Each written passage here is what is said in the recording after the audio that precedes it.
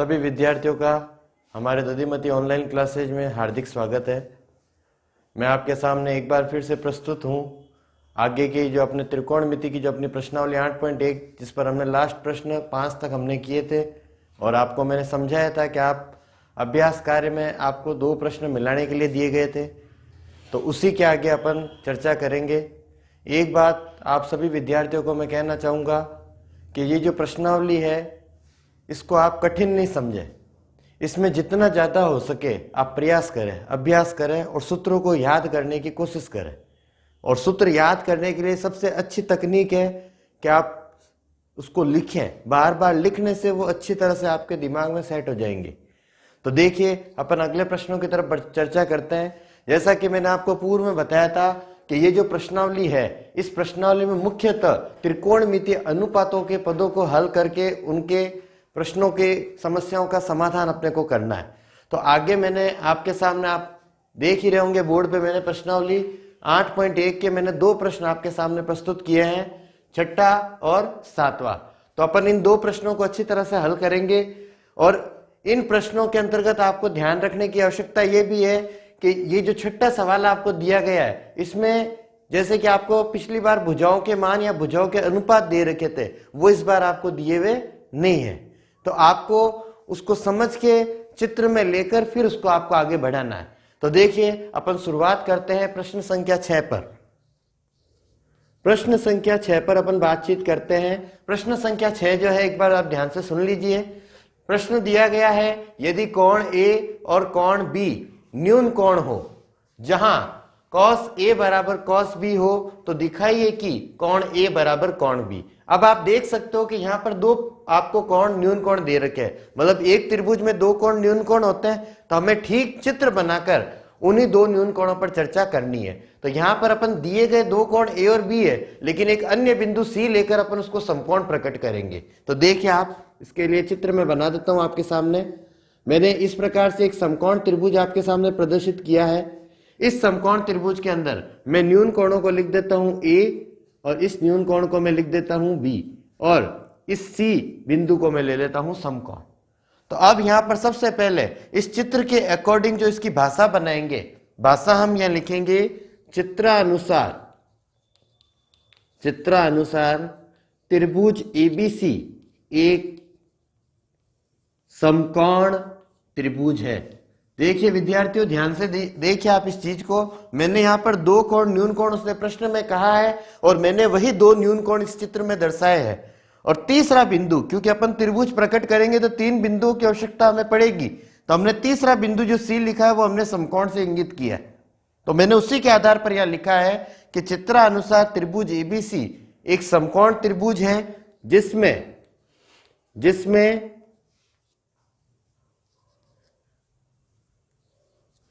कोण C बराबर 90 degree तथा कोण A व कोण B न्यून कोण है।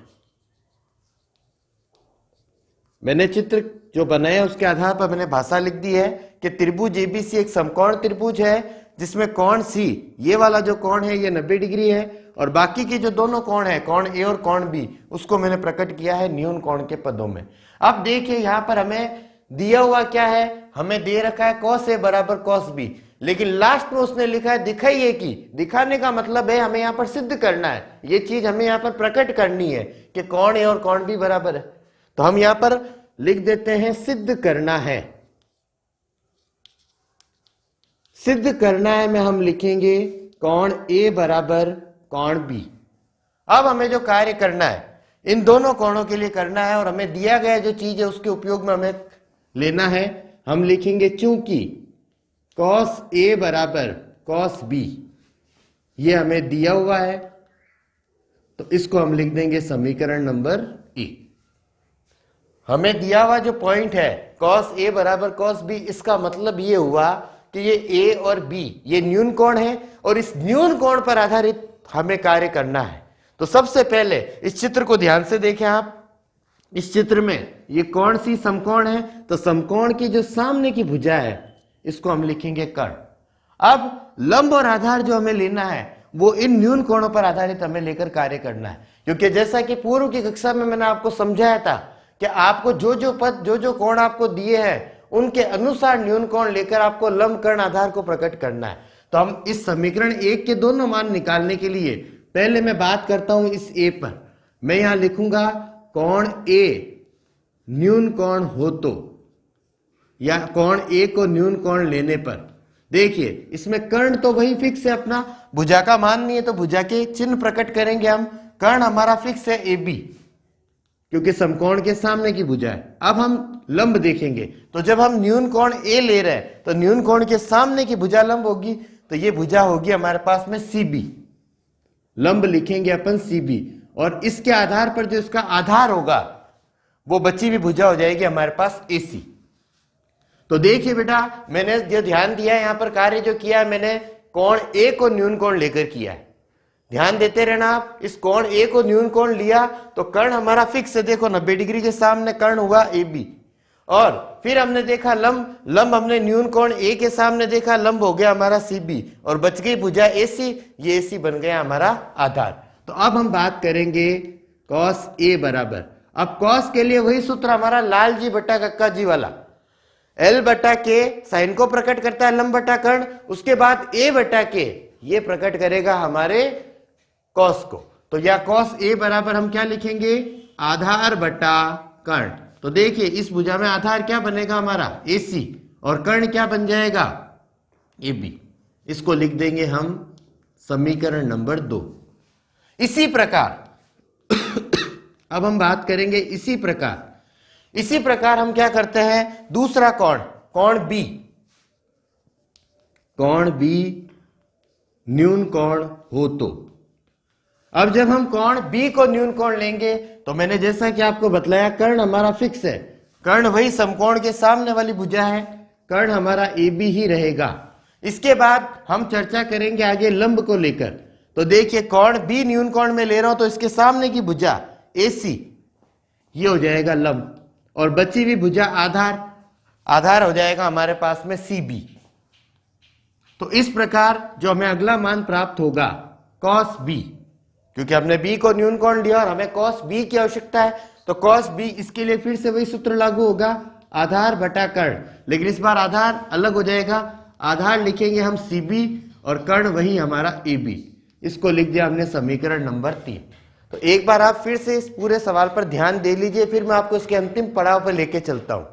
देखिए मेरे को प्रश्न में उसने शुरुआत में ही बोल दिया था कि कोण ए और कोण बी न्यून कोण है, तो हमने जो चित्र बनाया उस चित्र के अंदर ए और बी को हमने न्यून कोण दिया। उसके पश्चात ये तीसरा बिंदु सी हमने समकोण लिया, इससे हमें समकोण त्रिभुज प्राप्त हो गया। अब मैंने जो शुरुआत की, शुरुआत में मैंने ये लिखा कि चित्रानुसार त्रिभुज एबीसी एक समकोण त्रिभुज है, और जिसमें कोण सी बराबर 90 डिग्री है और कोण ए और कोण बी न्यून कोण है। अब हमने हमारे कार्य को आगे बढ़ाया, हमें दे रखा है कि दिखाइए कि कोण ए बराबर कोण बी, इन दोनों कोणों को हमें बराबर करना है। अब जैसा कि आप देख सकते हो हमारे पास में कोई मान अवेलेबल नहीं है, सिर्फ भुजाओं का संबंध हमें ज्ञात करना है। तो आगे मैंने जो पड़ाव लिया इसका, वो मैंने लिया कि चूंकि कॉस ए बराबर कॉस बी ये हमें प्रश्न में दिया गया है, तो इसको मैंने समीकरण नंबर 1 लगाया। यानी कि यहां से हमें ये पता चल गया कि हमें कॉस ए का मान और कॉस बी का मान ज्ञात करना पड़ेगा, और इन दोनों का मान ज्ञात करने का सीधा सा एक ही तरीका है, इनको न्यून कोण अलग अलग पदों में दर्शाने पड़ेंगे। तो मैंने पहले ए को न्यून कोण लिखा, अब जैसे न्यून कोण ए लिया मैंने तो बात आई भुजाओं की। अब भुजाओं की बात कैसे करेंगे, हम बात करेंगे सबसे पहले हम कर्ण की। तो कर्ण समकोण के सामने की भुजा हो गई ए बी। इसके बाद अगली भुजा अपन लेते हैं लंब, क्योंकि अपन सभी जानते हैं कि जो लंब है वो न्यून कोण के सामने वाली भुजा है। तो न्यून कोण हमने लिया ए, तो इसके सामने की भुजा लंब यानी हो गई सी बी। इसी प्रकार जो तीसरी भुजा आधार है वो बची हुई भुजा हो गई हमारी ए सी। तो ये कर्ण, लंब और आधार। अब हमने बनाया इससे मान कॉस ए का। अब कॉस के लिए सूत्र जो होता है वो होता है आधार बटा कर्ण। तो आधार बन गया इसका ए सी और इसका कर्ण बन गया ए बी। इसको लिखा हमने समीकरण नंबर 2। इसी तरह हमें कॉस बी का मान बनाना है, तो इस कॉस बी के मान के लिए जो हम चर्चा करेंगे हम लिखेंगे कोण बी न्यून कोण हो तो। अब जब हम कोण बी को न्यून कोण लेते हैं तो जाहिर सी बात है कर्ण नहीं बदलेंगे लेकिन लंब और आधार बदलेगा। तो कर्ण हमारा AB का AB है क्योंकि समकोण के सामने की भुजा है, लेकिन B को जैसे न्यून कोण लिया तो इस B के सामने की भुजा AC ये बन गया हमारा लंब, और बची हुई भुजा हो गई आधार, यानी बची हुई भुजा हो गई CB, ये हमारा हो गया आधार। तो इससे हमें जो मान प्राप्त होगा वो होगा cos B का। सूत्र वही लगेगा, आधार बटा कर्ण, आधार की जगह CB और कर्ण की जगह AB। ये हमें दोनों समीकरण प्राप्त हुए। अब एक सीधा सा कार्य हमें करना है। आप देख सकते हो कि समीकरण 1 में दोनों पद बराबर दिए गए, तो ये जो दोनों मान हमें प्राप्त हुए ये उठाकर हमें समीकरण 1 में रखना है। तो हम यहां लिखेंगे समीकरण 2 व 3 का मान समीकरण 1 में रखने पर समीकरण 2 और 3 का जो मान है वो हम रखेंगे समीकरण 1 में। ध्यान से देखना आप लोग। सबसे पहले देखिए समीकरण 2 में हमारे पास मान है cos A का, तो ये देखिए cos A का पद है, इस पद का क्या मान है हमारे पास AC बटा AB बराबर, दूसरी तरफ हमारे पास पद है cos B। तो समीकरण 3 में देखिए cos B का क्या मान बना हमारे पास CB बटा AB। तो आप देख सकते हो कि दोनों तरफ बराबर पद दिए गए और बराबर पदों के हर एक जैसे है। ये देखिए इसका भी हर AB है और इस पद का हर भी AB है। आपको यदि मैं कहूं कि इन पदों को हल करो तो आप इस पद को यदि उधर पक्षांतरण करते हो तो ये AB वाला पद उधर की तरफ ऊपर जाता है, और जैसे ये ऊपर जाएगा तो AB से AB कट जाएगा। तो मैं इसको डायरेक्ट काट सकता हूं, इस AB से इस AB को, क्योंकि दोनों समान हर और बीच में बराबर लगा हुआ है, तो ये दोनों पद कट गए। तो हमारे पास में पद जो बना वो क्या बना AC बराबर CB। अपने पास कोण बराबर नहीं आया, अपने पास जो पद बराबर आया भुजाओं का पद AC बराबर CB। तो आप चित्र में देखें, इस चित्र में AC कौन है, ये हमारा भुजा AC, और CB कौन है, ये वाली भुजा। तो ये जब दोनों भुजाएं बराबर हुई तो हमें ये मालूम होना चाहिए कि जब भी अपन कोई त्रिभुज लेवें और उस त्रिभुज के अंतर्गत भुजाएं समान हो तो उसका सीधा सा प्रमेय है कि जो त्रिभुज की बराबर भुजाएं होती है उसके सम्मुख कोण समान होते हैं। तो जैसे आप AC लेते हो तो इस AC के सम्मुख कोण होगा B, और आप CB लेते हो तो CB का सम्मुख कोण होगा A। तो हम यहां पर इस चीज को प्रकट करेंगे, लिखेंगे, देखना ध्यान से इस चीज को। हम लिखेंगे चूंकि त्रिभुज की बराबर भुजाओं के सम्मुख कोण समान होते हैं, बराबर भुजाओं के सम्मुख कोण समान होते हैं। तो अतः हम देख सकते हैं, अभी मैंने आपको समझाया कि AC इसके सामने का कोण हुआ कोण B, और CB भुजा के सामने का कोण हुआ कोण A। तो इसलिए कोण A बराबर कोण B, ये हमें हमारा जो पॉइंट प्राप्त हुआ, सिद्ध करने का बिंदु हमें प्राप्त हो गया। तो इस प्रकार से प्रश्नों को हमें हल करना होगा। तो सवाल को अच्छी तरह समझकर और चित्र के माध्यम से हम किस तरह से उसको हल करते हैं, ये प्रैक्टिस से ही हम तैयार कर सकते हैं। तो मैं आपको 1 मिनट का समय देता हूं, आप एक बार इसको नोट कर लेवे, और इसको आप नोट करने के साथ साथ इसमें गौर करने लायक जो चीज है वो है समीकरणों पर आप थोड़ा ध्यान देवें। तो इसको नोट कर लीजिए आप लोग। तो आप सभी ने इसको नोट कर लिया होगा। तो अब हम इसके अगले प्रश्न की तरफ बढ़ते हैं।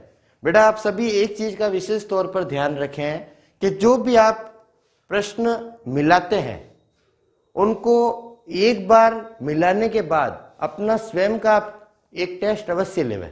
आपने 4 प्रश्न मिलाए, उन 4 प्रश्नों का आप टेस्ट लो, खुद अपना स्वयं का टेस्ट। उससे क्या होगा कि आपको अपनी गलतियों का पता चलेगा और आप अगली बार उस गलती को दोहराओगे नहीं। ठीक है, तो देखिए हम अगले प्रश्न की तरफ बातचीत करते हैं। तो ये हटा देता हूं मैं, और आप लोग हमारी कक्षा से जुड़े रहें, और आपको हमारा वीडियो अच्छा लगे तो आप अपने जो साथी है और मित्र हैं उनको भी आप शेयर कर सकते हैं। ठीक है, और ऐसा कोई जरूरी नहीं कि वो अपने विद्यालय से हो, यदि कोई अन्य विद्यालय से भी है तो आप उसको हमारी कक्षा से और अपने चैनल को सब्सक्राइब करें और ज्यादा से ज्यादा लाइक और शेयर करें। देखिए अब हम बात करते हैं अगले प्रश्न की तरफ। हमारा जो अगला प्रश्न है, और ये जो प्रश्न है ये बोर्ड में आया हुआ सवाल है। इस क्वेश्चन को आप अपने बुक में वेरी इंपॉर्टेंट लगा देवें। क्वेश्चन जो 7वां है अपना, इसको अपन हल करते हैं। ये अच्छा सवाल है और थोड़ा सा ध्यान देकर आप अच्छी तरह इसको हल कर सकते हैं।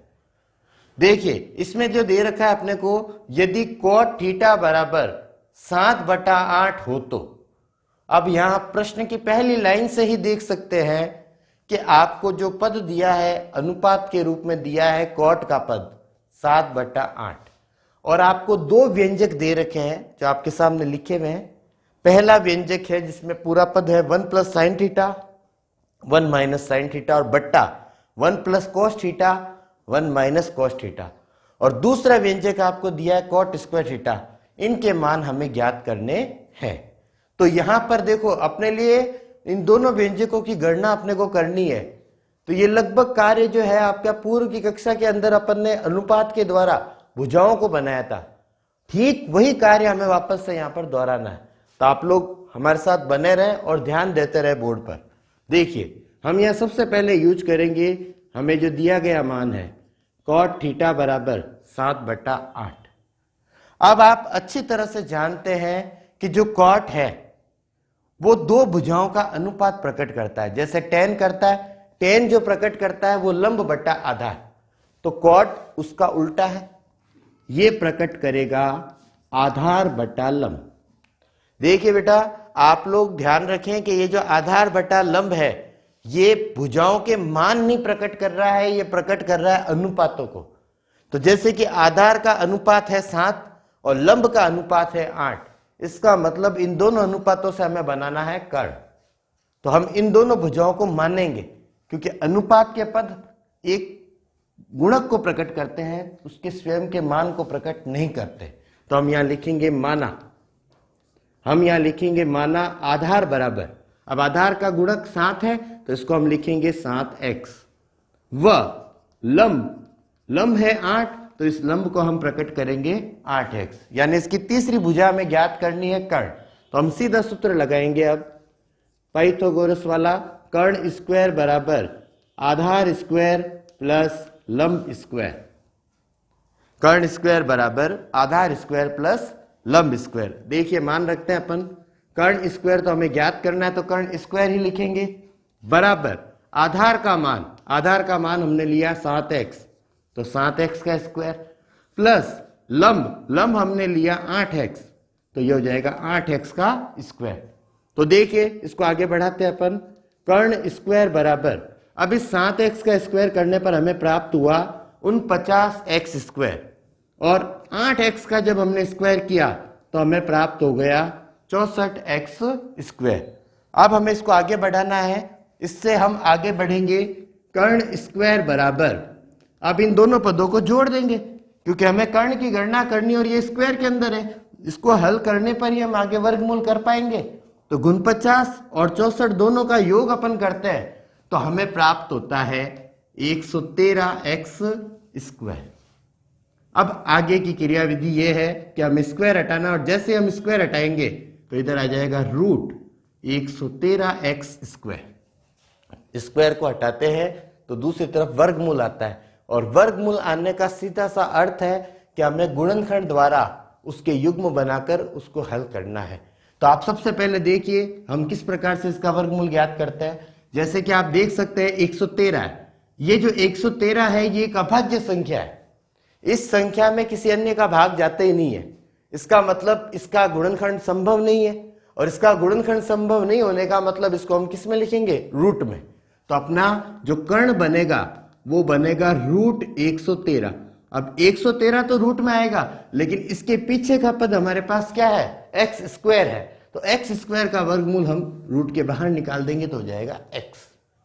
तो हमें कर्ण जो भुजा प्राप्त हुई रूट 113x। तो जब भी अपने को अनुपात पर आधारित प्रश्न दिया जाता है तो हमें दी गई दो भुजाओं से तीसरी भुजा की गणना करनी है। अब अपन इनके व्यंजकों पर चर्चा करते हैं। जैसा कि पहला व्यंजक अपन सॉल्व करना चाहते हैं तो उसमें हमें मुख्य रूप से दो पदों की जरूरत पड़ेगी, एक पड़ेगी साइन थीटा की और एक पड़ेगी कॉस थीटा की। तो मैं यहाँ पर पहला नंबर लगाऊंगा और मैं ज्ञात करूंगा साइन थीटा का मान और कोस थीटा का मान।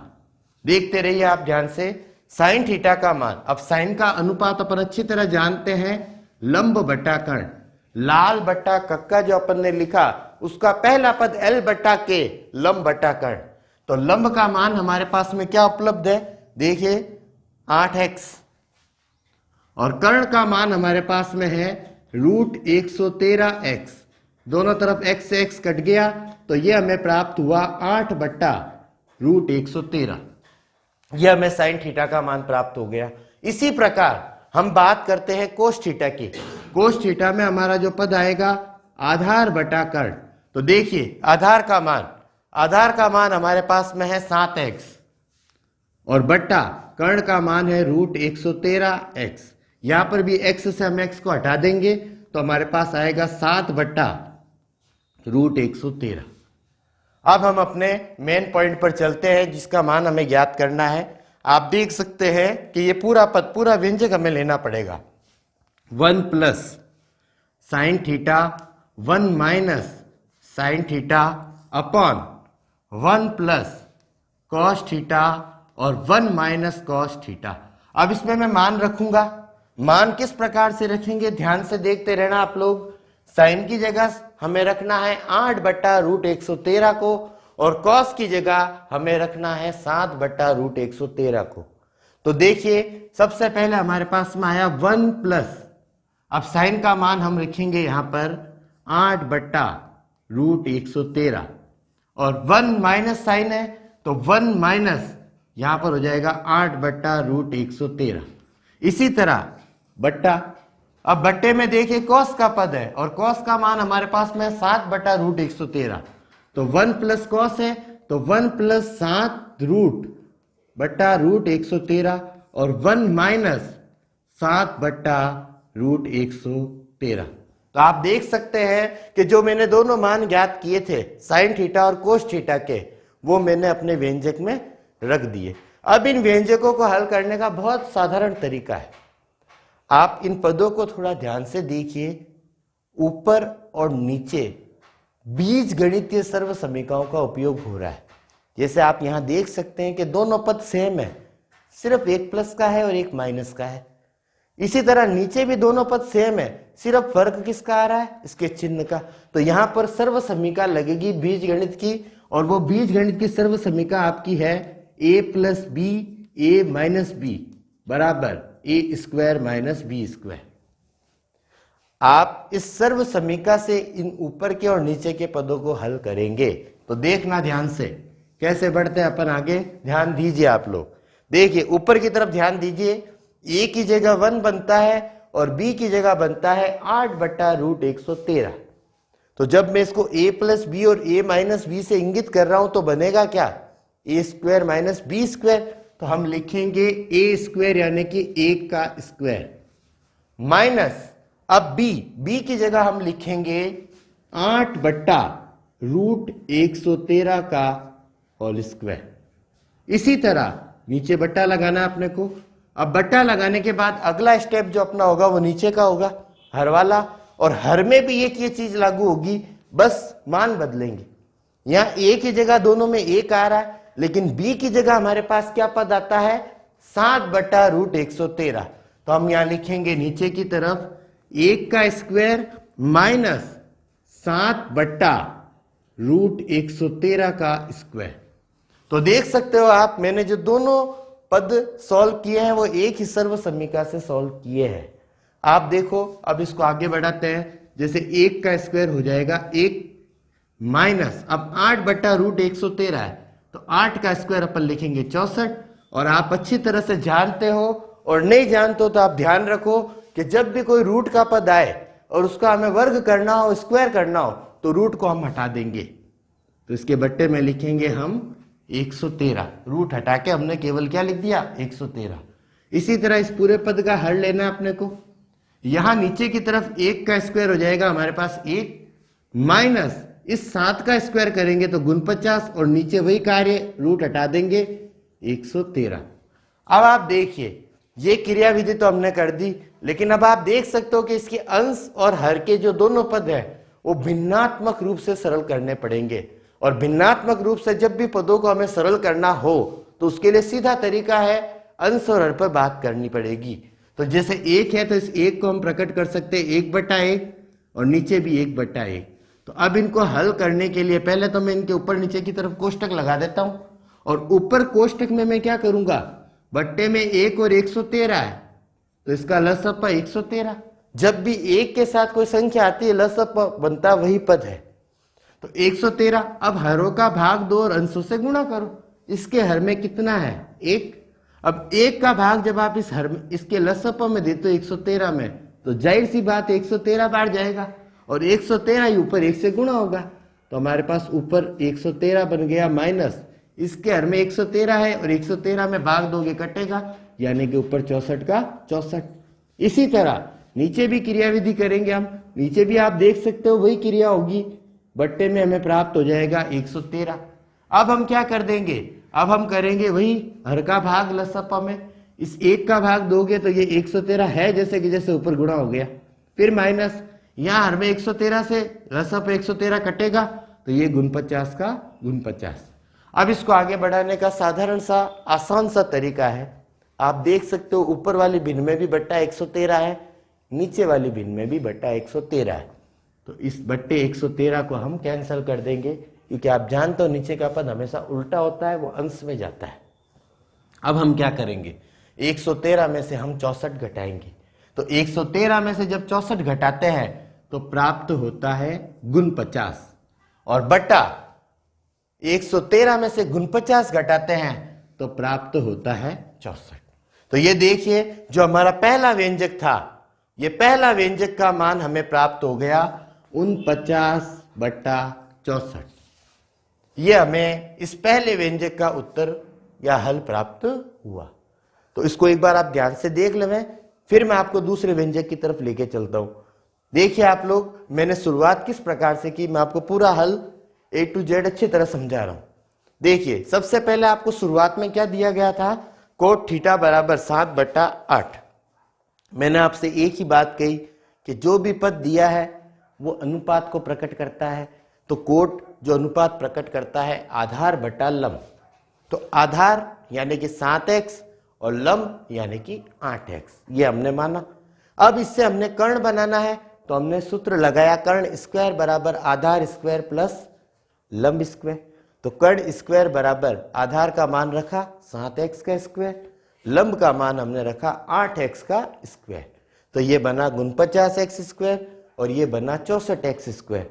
अब हमने दोनों का योग किया तो कर्ण स्क्वायर बराबर आया 113x स्क्वायर। तो कर्ण का मान हमारे पास बन गया √113x स्क्वायर। अब मैंने यहाँ पर आपको बतलाया कि 113 एक अभाज्य संख्या है तो वो रूट में लिखी जाएगी 113 और x स्क्वायर का वर्गमूल बना x। अब हमने क्या किया, जो हमारा पहला व्यंजक है 1 + sin थीटा 1 - sin थीटा बटा 1 + cos थीटा 1 - cos थीटा, हमें ज्ञात करने पड़ेंगे sin थीटा और cos थीटा के मान। तो सीधे सूत्र लगाए हमने, sin के लिए लिखा लंब बटा कर्ण, तो लंब घटा कर्ण करने पर हमें प्राप्त हुआ 8/√113 और cos थीटा के लिए लिखा हमने आधार बटा कर्ण यानी कि हमें प्राप्त हुआ 7/√113। अब ये दोनों मान हमने है जैसे कि जैसे व्यंजक में लगाए हैं। यहाँ पर जो पद थे ऊपर की तरफ 1 + sin और 1 - sin, तो ये हमें बन गया 1 + 8/√113 और 1 - 8/√113। इसी तरह नीचे 1 + cos और 1 - cos था तो ये बन गए 1 + 7/√113 और 1 - 7/√113। अब हमने सीधी सादी सर्व समीका लगाई है और हमारे पास सर्व समीका कौन सी है, एक प्लस और एक माइनस वाली, a + b a - b क्या बनता है a² - b²। तो यहाँ देखिए ऊपर जब मैंने लगाई सर्व समीका को तो ये 1 का स्क्वायर बन गया और माइनस 8/√113 का स्क्वायर, और हर में लगाई तो यहाँ पर भी देखो 1 का स्क्वायर बन गया और माइनस b की जगह 7/√113 का स्क्वायर। अब मैं इसको कैसे आगे बढ़ा रहा हूँ, इस 1 को स्क्वायर को करने पर मेरे 1 प्राप्त हुआ, इसको मैंने 1/1 लिख दिया। इस 8/√113 का स्क्वायर किया तो 64/113, क्योंकि रूट के पद का स्क्वायर करेंगे तो रूट हट जाएगा। इसी तरह नीचे 1/1 हो गया 1 का स्क्वायर और 7/√113 का किया तो गुण 50/113। 13। अब हमने जो क्रिया विधि की है यहाँ लसप लिया है और जैसे देख सकते हो आपके सामने मैंने अभी भी आपको समझाया है कि इनका भी लसप 113 प्राप्त होगा और नीचे का पद का लसप भी 113 प्राप्त होगा। तो ऊपर हमारे पास बनेगा 113 माइनस 64 और नीचे हमारे पास बनेगा 113 माइनस 49। दोनों के बट्टे में 113 है वो कट गए तो हमें प्राप्त हुआ 49 बट्टा 64। ये हमें पहले व्यंजक का उत्तर प्राप्त हुआ। इसी तरह हम आगे बढ़ते हैं दूसरे व्यंजक की तरफ। दूसरे व्यंजक में तो देखिए बेटा हम दूसरा व्यंजक प्राप्त करते हैं। अब दूसरे व्यंजक के लिए देखिए क्या पद है हमारे पास में कॉट स्क्वायर थीटा। तो आपको ये ऊपर वाले प्रश्न की तो कोई आवश्यकता है नहीं तो ये मैं हटा देता हूं। देखिए आप लोग अब देखिए हमें इसमें दूसरे पद की गणना करनी है और दूसरे पद के लिए जो हमें जरूरत है वो मान की जरूरत है कॉट थीटा की, क्योंकि यह कॉट स्क्वायर बोल रहा है। तो कॉट थीटा, अब कॉट थीटा बनाएंगे कैसे? कॉट के लिए वही पद है अपने लाल जी बट्टा कक्का जी वाला। लाल जी बट्टा कक्का जी में लंब बट्टा आधार एल बट्टा ए टेन को प्रकट करता है, तो ये टेन का जस्ट उल्टा ही है। तो इसको हम क्या लिखेंगे? आधार बट्टा लंब। तो देखिए आधार और लंब हमने तैयार किए हुए पड़े पहले से, हमारे पास में आधार और लंब तैयार है और देखो वही पद बनेगा जो हमने प्रारंभ में लिया था। क्या बनेगा हमारे पास में? 7 बट्टा 8, वही चीज है। तो अब हम क्या करेंगे? कॉट स्क्वायर थीटा करेंगे। तो कॉट स्क्वायर थीटा का मतलब क्या है? इस पद का हमें स्क्वायर करना है, 7 बट्टा 8 का स्क्वायर। तो 7 का स्क्वायर हो जाएगा हमारे पास 49 और 8 का स्क्वायर हो जाएगा 64। तो 49 बट्टा 64। तो देखिए ये सवाल अपने को भले ही इसने अलग अलग करके दिया है लेकिन एग्जाम के अंदर आपको यही सवाल जांच में भी दिया जा सकता है। आपको कह सकता है कि जांच करो कि ये दोनों पदों का मान बराबर है या नहीं है। जैसे हमने देखा कि जो मान अपने को पहले व्यंजक का प्राप्त हुआ वही मान हमें दूसरे व्यंजक का भी प्राप्त होता है। तो आपका दूसरे व्यंजक का उत्तर भी हमें प्राप्त हो गया। तो इस प्रकार से बोर्ड में आपके संबंधित प्रश्न आते हैं। तो अब आपकी जो ये प्रश्नावली है 8.1, इसमें मैंने आपको ये दोनों प्रश्न हल करवाए, यानी कि अपन प्रश्न संख्या 1 से 7 तक अपन ने अच्छी तरह से हल कर लिए। ठीक है, अब आपको करना क्या है? आपको करना यह है कि आपको इनके आगे के जो प्रश्न है, प्रश्न संख्या 8 से लेकर जो भी आगे के प्रश्न है, 3 प्रश्न या 4 प्रश्न, उनको आप घर पे हल करें। और उन प्रश्नों में क्योंकि मिलते जुलते सवाल है, यदि कोई समस्या आपको आती है तो आप व्हाट्सएप के जरिए आप हमें अपनी समस्या भेजें, हम आपकी समस्या का समाधान हमारी ऑनलाइन कक्षाओं में करेंगे। तो मैं आपको 1 मिनट का समय देता हूं, पहले इसको आप नोट कर लीजिए, फिर मैं आपको विशेष बिंदु पर एक बार बात कर लेता हूं। तो आप सभी विद्यार्थियों ने ये बोर्ड पे जो अपन ने प्रश्न संख्या 7 का जो हमने हल किया ये आपने नोट कर लिया होगा। तो अब मैंने आपका 1 मिनट का समय और लेना है। मैं आपसे कहना यही चाहता हूं कि आप इस प्रश्नावली को अवश्य मिलाएं, क्योंकि अपन लोगों ने कक्षाओं में तो इन चीजों को पढ़ा ही है, लेकिन जब तक आप एक बार दोहरान नहीं करेंगे तब तक आप बोर्ड परीक्षाओं में इन प्रश्नों को हल नहीं कर पाओगे। तो आप लोग घर पे एक ही कार्य करें, और कार्य ये है कि आपने जैसे 8.1 का हमने रिवीजन किया, 8.1 हमने मिलाई, मैंने आपको कुछ प्रश्न हल करवाए। अब जो बचे हुए प्रश्न है वो आप खुद अपने अभ्यास कार्य में हल करें। ठीक है, तो अब अपन अगली जो कक्षा अपन पढ़ेंगे उसमें मैं आपको अगली प्रश्नावली की तरफ लेके चलूंगा, और अगली प्रश्नावली अपनी होगी 8.2। जैसा कि आप लोगों को मालूम है बेटा, ये प्रश्नावली से सवाल आपके बड़ा सवाल भी बनेगा और छोटा सवाल भी बनेगा। तो आप लोग कृपया करके हमारे साथ जुड़े रहें। आप जुड़े रहोगे तो आपको इसका बहुत ज़्यादा फायदा मिलेगा। तो आज के लिए इतना ही, बाकी अपन मिलेंगे अगली कक्षा में।